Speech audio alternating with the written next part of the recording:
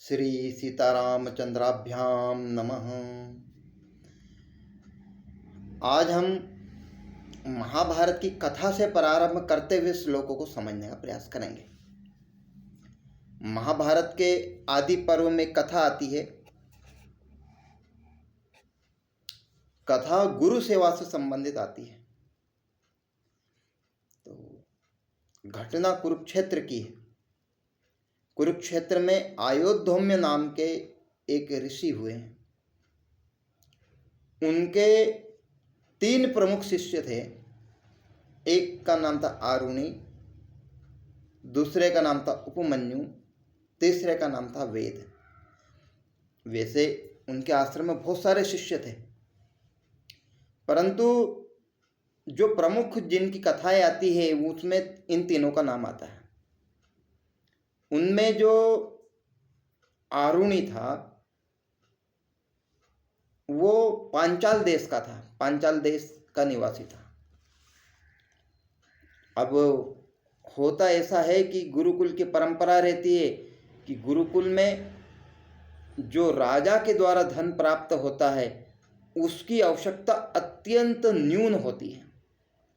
जो गुरुकुल के शिष्य होते हैं वे खेती भी करते हैं, वो गैया भी चराते हैं, वो गुरु सेवा भी करते हैं और अध्ययन भी करते हैं।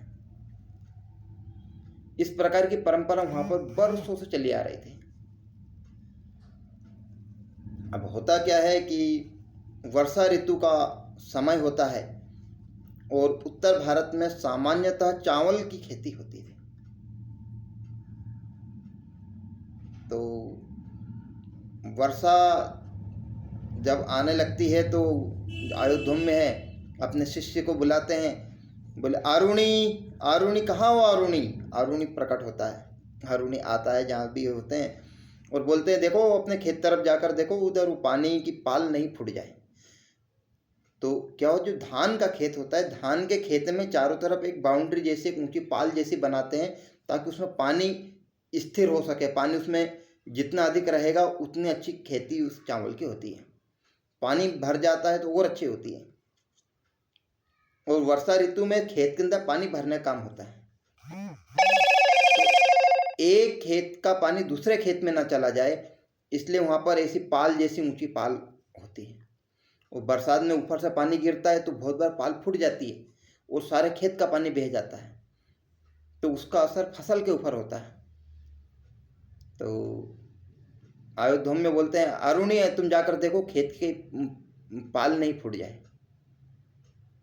तो आरुणि जाते हैं और उस पाल को पैक करने का, उसको बंद करने का खूब प्रयास करते हैं।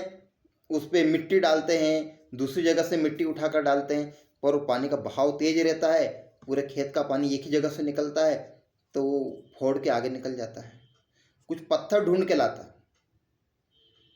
अब पत्थर भी पानी के साथ पहले से कनेक्ट हो तो वहाँ वो पाल जैसा होता है, पर जब पाल बह जाती है तो पत्थर भी काम नहीं आता है।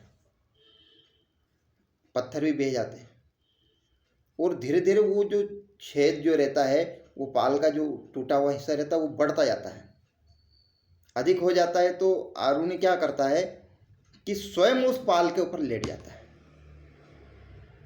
स्वयं उस पाल के ऊपर लेट जाता है। अब लेटने के बाद तो अब पानी को रुकना ही था, पानी रुक जाता है। अब शाम से लेकर सुबह हो जाती है, आरुणि कहीं दिखता नहीं है। तो आयुधौम्य अपने शिष्य को पुनः पुकारते सुबह, बोले आरुणि, आरुणि। आरुणि वास्तव में था नहीं क्योंकि वो खेत की पाल पर लेटा हुआ था। तो शिष्यों से पता करते हैं, बोले क्यों आरुणि क्यों नहीं आया, कहाँ गया आरुणि? बोले गुरुजी पता नहीं कहाँ, अभी शाम से दिख ही नहीं रहा है। अच्छा, और पता करते हैं तो उनको पता चलता है शाम को खेत की मेर के जो पानी ना भेजा इसलिए भेजा था उसको। अब ये उनको ढूंढने के लिए जाते सुबह सुबह, आरुणि आरुणि ऐसा करके। तो आरुणि जहाँ सो रहे थे वहां से आवाज लगाते, बोले गुरुजी मैं यहाँ सोया हुआ हूँ। तो बोले तुम यहाँ सोए हुए हो, इसका अर्थ है यहाँ क्यों सोए हुए हो? बोले गुरुजी पानी नहीं निकल जाए इसलिए तो मैं यहाँ पर सोया हुआ हूँ। बोले वाह। बोले गुरु आज्ञा इसका इतना अधिक पालन करना कि उनको शरीर की सुध-बुध भी नहीं हो, शरीर तुच्छ लगने लग जाए कि शरीर को तो एक न एक दिन मरना ही है, तो क्यों नहीं गुरु आज्ञा का पालन करते हुए ये प्राण निकले। इस प्रकार का भाव उनके अंदर स्फुरित होता है। अब इस बात से उनके जो गुरुदेव रहते हैं वो बड़े खुश होते हैं, बड़े प्रसन्न हो जाते हैं। और इसी के ऊपर एक गीता का एक श्लोक है, तस्मादस्य महाबाहो निग्रहितानि सर्वश इंद्रियाणि इंद्रियार्थेभ्य तस्य प्रज्ञा प्रतिष्ठिता। इसका अर्थ है, हे महाबाहो अर्जुन, जिस पुरुष की इंद्रियां अर्थात शरीर, आँख, नाक, जिह्वा, ये सब इंद्रियां इंद्रियों के विषय से सब प्रकार निग्रह की हुई है। इंद्रियों के विषय है, इन इंद्रियों के विषयों के सुख को छोड़ चुकी है, उसी की बुद्धि स्थिर है। और जिसकी बुद्धि स्थिर है, यावान अर्थ उदपाने सर्वतः संप्लुतोदके तावान सर्वेषु वेदेषु ब्राह्मणस्य विजानत। वास्तव में वही ब्रह्म को जानने वाला है। तो यहाँ पर अरुण ने यही किया कि अपने आंखों के सुख को, अपनी त्वचा के सुख को, अपने जिह्वा के सुख को, अपने कान के सुख को, अपने रात्रि के निद्रा के सुख को, आंखों का सुख अर्थात निद्रा का सुख त्याग दिया। अपने शरीर का क्या होगा, इतनी भयंकर ठंड में, बरसात के दिनों में वो मेड़ के ऊपर सो गया पानी बचाने के लिए, अपने शरीर का सुख त्याग दिया।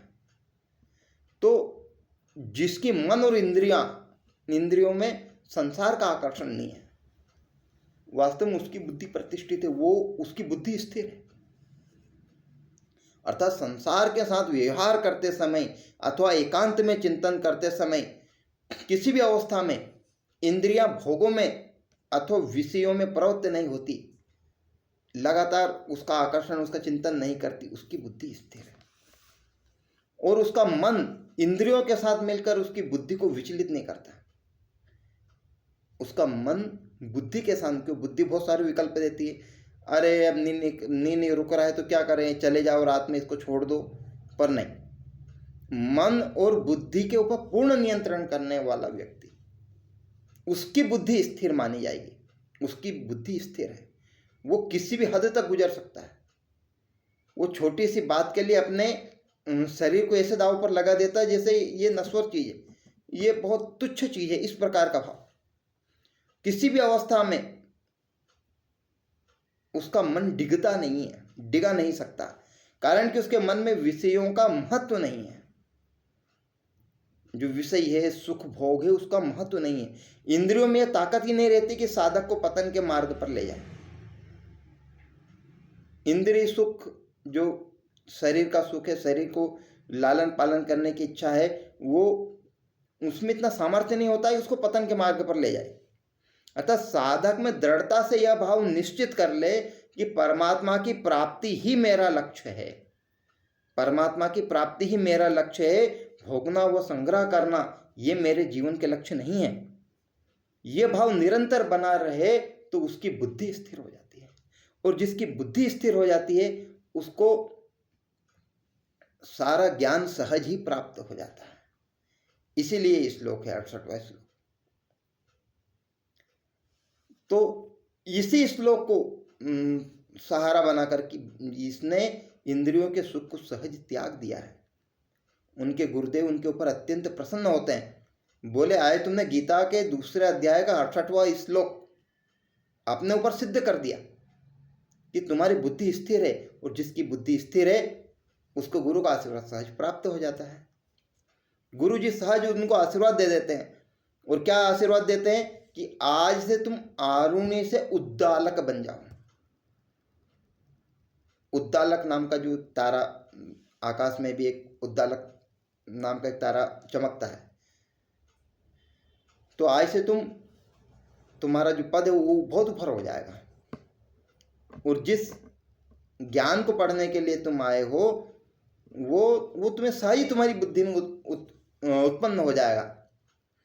अब ये जो श्लोक है कि कैसे उत्पन्न हो जाएगा, सारा ज्ञान कैसे उसकी बुद्धि में स्फुरित हो जाएगा, इसके लिए गीता के दूसरे अध्याय का 46वां श्लोक है कि जिसकी बुद्धि मन ये सब स्थिर है, अर्थात उसने अपने शरीर को तुच्छ मान लिया है, उसके लिए सारे वेद एक छोटे से खोबे में भर पानी के समान हो जाएंगे।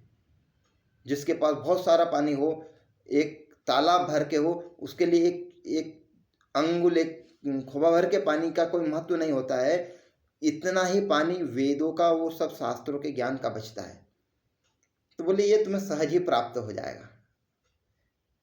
ये गीता का श्लोक है। तो ये था स्थिर बुद्धि। जब बुद्धि स्थिर होती है तो किस अवस्था तक व्यक्ति का स्तर ऊंचा उठ जाता है, तो वो ब्रह्म ज्ञानियों के समान होता है। ब्राह्मणस्य विजानता, ब्रह्म को प्राप्त करने के योग्य हो जाता है। और ब्रह्म को प्राप्त हुआ व्यक्ति, अतः वेदों को किसने रचा? ब्रह्मा जी ने। और वो ब्रह्म के समान हो जाता है, ब्रह्म को प्राप्त करने के योग्य हो जाता है। तो उसके लिए वेदों का फिर महत्व नहीं बचता, धर्मशास्त्रों का महत्व नहीं बचता। इसलिए बहुत बार उदाहरण भी आते हैं कि कुछ संत ऋषि मुनि जो बहुत पहुंची हुई अवस्था तक चले जाते हैं, उनके लिए सांसारिक जो लोक व्यवहार है वो कोई महत्व का नहीं होता, वो कुछ भी कर सकते हैं। उनके लिए समय इत्यादि का कोई विशेष प्रयोजन नहीं रहता है। तो ये इस श्लोक का भाव था। अब यहाँ पर स्थिर बुद्धि का एक वर्णन आया है, ऐसे एक अस्थिर बुद्धि का भी उदाहरण है। और ये उदाहरण भी कुरुक्षेत्र का ही है। जनमेजय एक यज्ञ कर रहे थे। यज्ञ का जो पूरे प्रबंधन का जो भार है वो उनके तीनों भाई, कौन? श्रुतसेन, उग्रसेन और भीमसेन। श्रुतसेन, उग्रसेन और भीमसेन, इन तीनों के ऊपर होता है। अब ये देखते हैं कि जहाँ पर यज्ञ होने वाला था, यज्ञ की परिधि के बाहर ही एक कुत्ता अपनी जीवा निकालता हुआ, एक काला कुत्ता जा रहा था। अब ये और कुछ नहीं देखते हैं, राजसी मद में होने के कारण, क्योंकि हर किसी को मारते थे, बुद्धि स्थिर नहीं थी, राजतंत्र उस समय हुआ करता था, तो ये किसी को भी पीट दिया करते थे। कुत्ता है, कुत्ते को पीट दिया इन्होंने। अब वो कुत्ता था, वो रोता रोता रोता अपनी माँ शर्मा के पास गया, क्योंकि वो कुत्ता स्वर्ग लोक का था, वो मृत्यु लोक का नहीं था, स्वर्ग लोक का कुत्ता था। स्वर्ग लोक की कुत्तिया शर्मा का पुत्र था। तो वो बोलता है, बोले मुझे जन्मेजय के भाइयों ने मारा। तो उसकी माँ पूछती, बोले तुमने ऐसे कोई चीज को चाटने का प्रयास किया होगा? बोले मैं उनकी यज्ञशाला की तरफ गया ही नहीं, मैंने उनका भविष्य को भी नहीं देखा, यज्ञशाला की तरफ भी नहीं गया, वहां से निकल रहा था पास में, वहीं उसी मारा उन्होंने। बोले अच्छा चलो चलते हैं।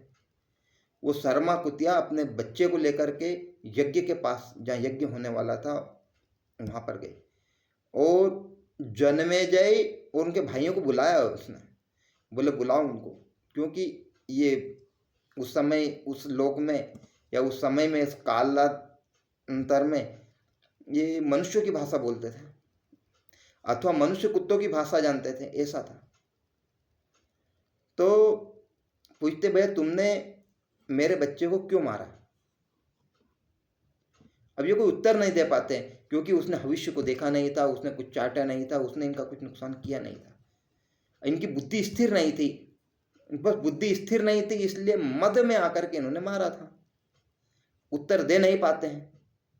तो जो शर्मा कुतिया रहती है वो श्राप देती है, बोले तुमने बिना कारण के मारा है, तुम्हारी बुद्धि स्थिर नहीं है, इसलिए तुम्हारा पतन हो जाएगा। यहां पर भी गीता का एक श्लोक है, व्यवसायित्मिका बुद्धि एके कुरु नंदन बहु शाखा हयंताश्च बद्धयो अव्यवसायिन। अर्थात जिसकी एक निश्चय बुद्धि होती है, जिसकी परमात्मा में स्थिर बुद्धि होती है, उसका तो भला हो ही जाता है, वो तो इस संसार सागर को पार कर ही जाता है। परंतु जिसकी बुद्धि स्थिर नहीं होती है, वो मरण को प्राप्त हो जाता है। तो ये इनकी बुद्धि स्थिर नहीं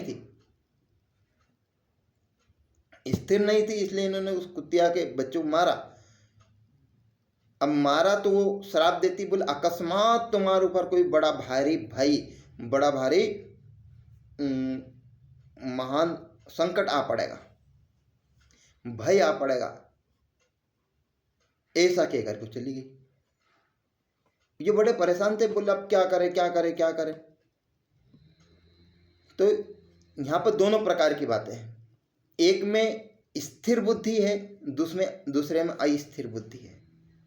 तो जो 68वां श्लोक है उसमें स्थिर बुद्धि के लक्षण बताए हैं कि जिसकी मन बुद्धि ये सब संसार में नहीं है, उसकी बुद्धि स्थिर है। जिसको संसार जिसकी बुद्धि को प्रभावित नहीं कर सकता उसकी बुद्धि स्थिर है। इस प्रकार का जो श्लोक है वो 68वां श्लोक है। तो मिलते हैं अगले श्लोक में। अस्तु। जय श्री राम।